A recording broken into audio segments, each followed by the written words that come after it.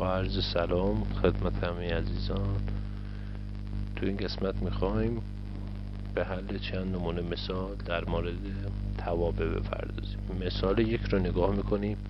گفته لیمیت x2 منهای x به اضافه 3x به سمت 2 میل میکنه.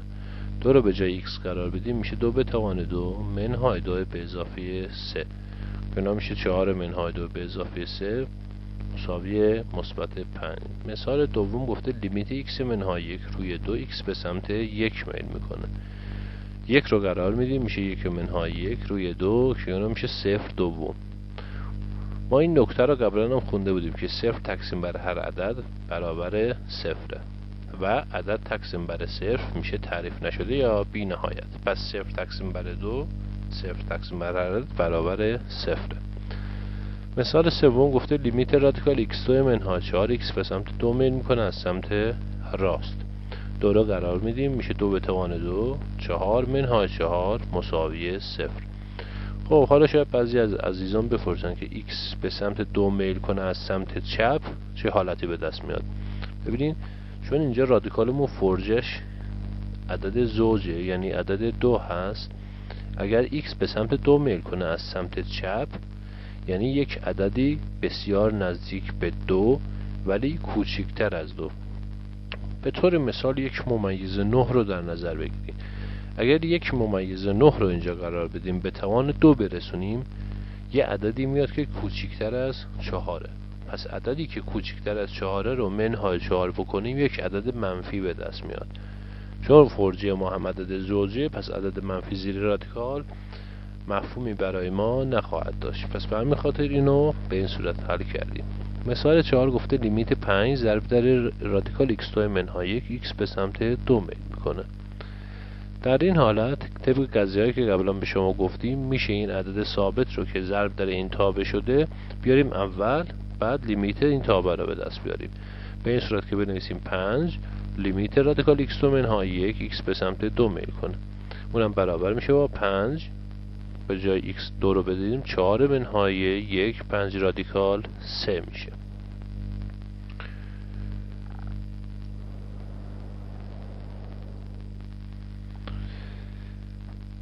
ببینین در موقعی که شما میخواین حدیه تابع را به دست بیارین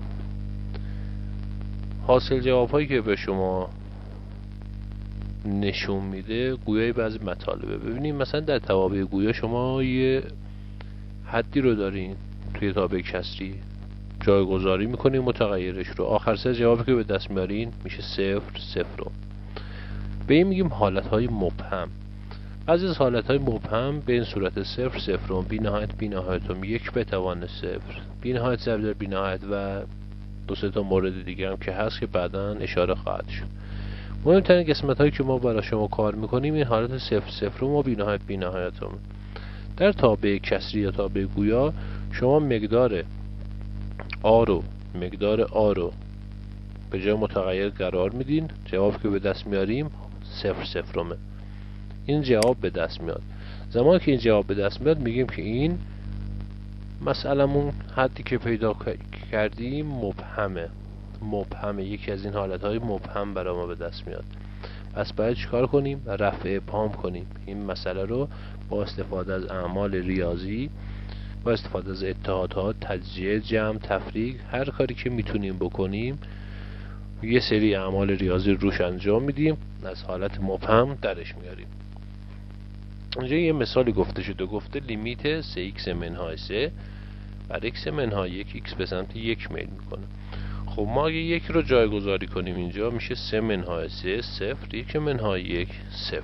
حالت 0 0 به دست میاد. حالت 0 0 یه حالت مبهمه. تو اینجور مسائل دقت کنید. ما باید این عامل مبهم رو در صورت و مخرج کسر پیدا کنیم و اون رو با هم ساده کنیم. برای این کار به این صورت عمل میکنیم. ببینید x به سمت a میل میکنه. x به سمت a میل میکنه. پس عامل مبهم میشه x منهای این قسمت، یعنی x منهای a. به طور مثال اگر x به سمت 2 میل کنه عامل مبهم میشه x منهای 2. x به سمت 3 میل کنه عامل مبهم میشه x منهای 3. x به سمت 1 میل کنه عامل مبهم میشه x منهای 1. اگر x به سمت منهای 1 میل کنه عامل مبهم میشه x منهای 1 که میشه x به اضافه 1. اگر x به سمت منهای 2 میل کنه عامل مبهم میشه x منهای 2 که میشه x مثبت 2 که اینا رو باید در صورت مخرج ظاهر کنیم.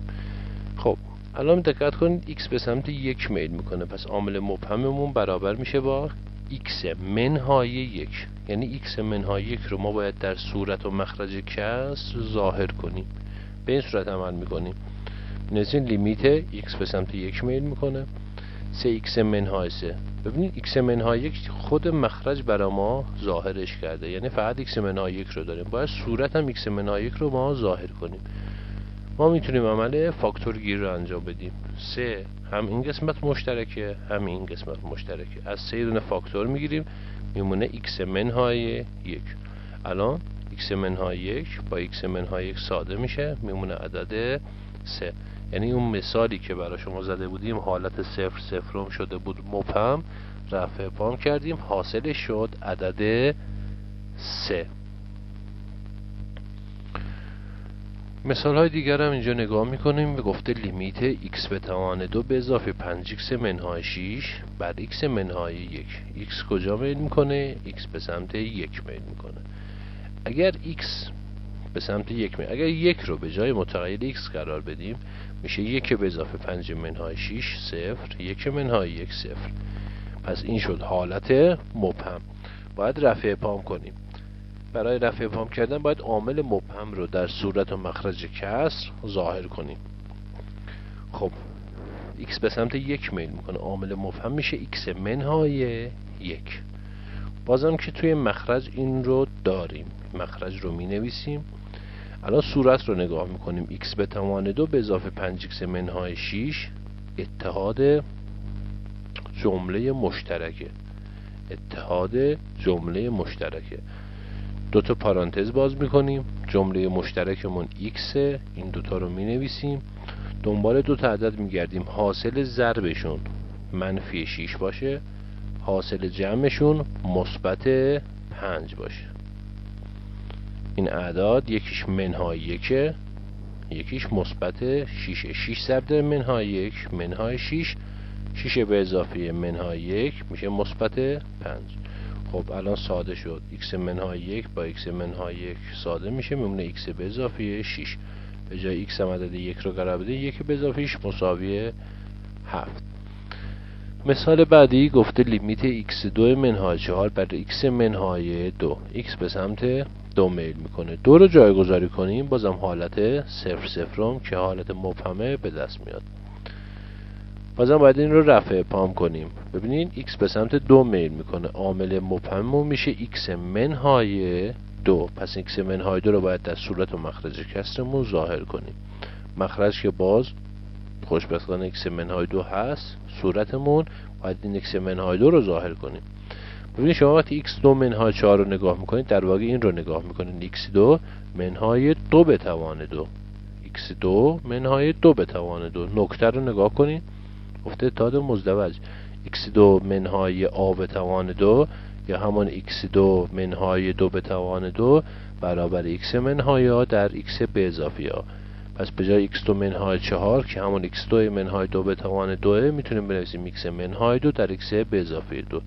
خب x منهای 2 با x منهای 2 ساده میشه میمونه x به اضافه 2. 2 رو قرار بدیم میشه 2 به اضافه 2 4 که این هم باز رفع ابهام کردیم و عبارت 4 رو به دست آوردیم.